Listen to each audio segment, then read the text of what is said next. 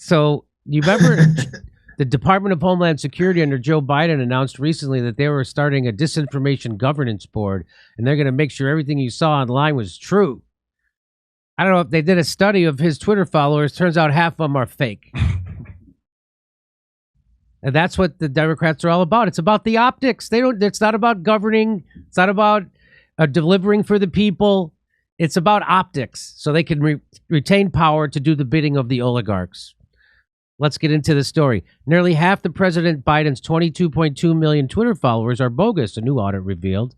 The audit, which was done for the social media giant software firm SparkToro, found that 49.3% of the president's followers are fake followers. Fake followers. SparkToro has defined fake followers as accounts that are unreachable and will not see the account's tweets, either because they're spam, bots, propaganda, or because they're no longer active on Twitter. Tesla CEO Elon Musk, who is attempting to buy Twitter, has expressed concern over the growing number of fake accounts and proposed a potential crackdown on the sham accounts. Musk said he believes that 20% of all Twitter accounts are fake and vowed not to go through with his $44 billion purchase of the social media giant until this issue is resolved. Now, that sounds to me like he wants to drive the price down a little, maybe. Maybe that's what that is. I don't know.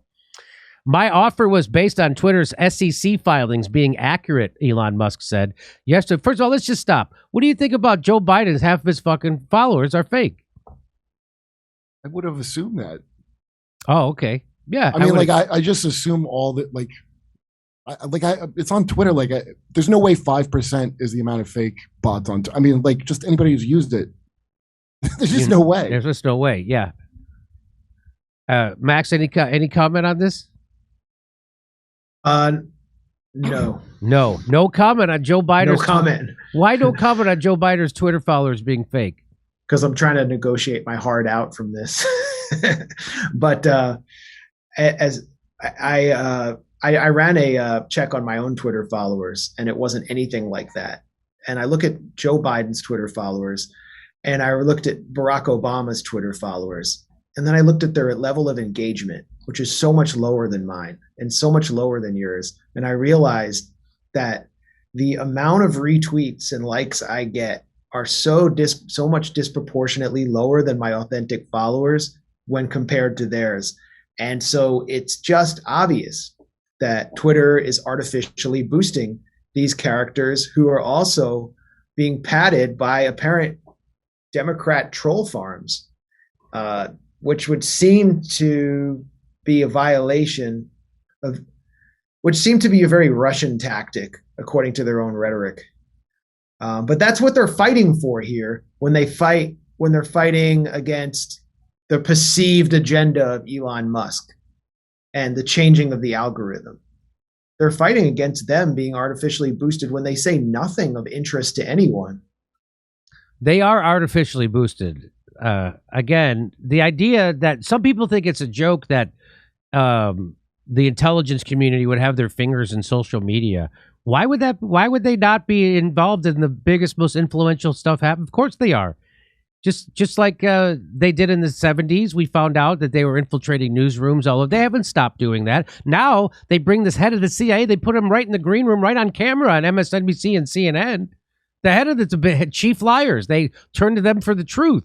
I'm not kidding. So to think that they wouldn't be boosting things or in bed with social media, of course they are. The Saudi Arabians own part of Twitter. I mean, come on. Yeah, not just them. It's right. like a free for all of anybody rich and powerful gets to artificially, Yeah, actually, no. Now that you mention it, Jimmy, when John Brennan left the CIA and joined Twitter, his first tweet was a denunciation of Donald Trump. And he said Trump is like the head of a kakistocracy. And it's like one of those terms you have to look up. Yeah. Not exactly very witty. He got, within minutes, over 80,000 likes. How does that happen when you just join Twitter? Right. That's you tell me how that happens. Well, plus the people that work there, if you saw that undercover footage of them, they're all openly talking about how they do this. People that work there, they all hated Trump. So sure, they're looking for things that they think will help I wonder how much the CIA even has to approach anyone if they're already on board, to like go after someone who they perceive as an enemy.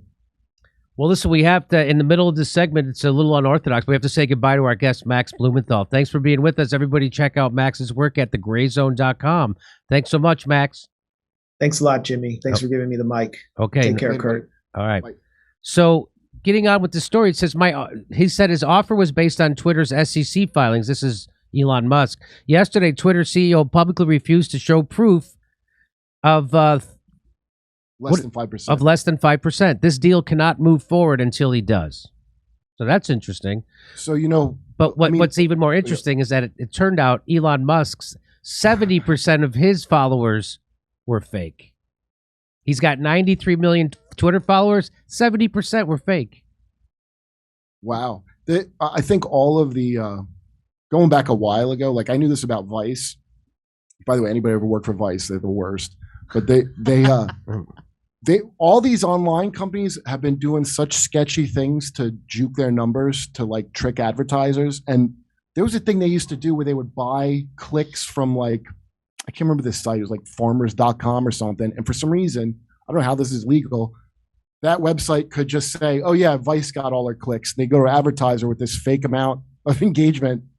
And it sounds like fraud to me, but that's just standard. And that's years ago that was going on. So, I mean, it's so entrenched now. I have a friend, Brett Ernst. I don't know if you know him. I know Brett Ernst. Sure. So he introduced me to these people in Vegas.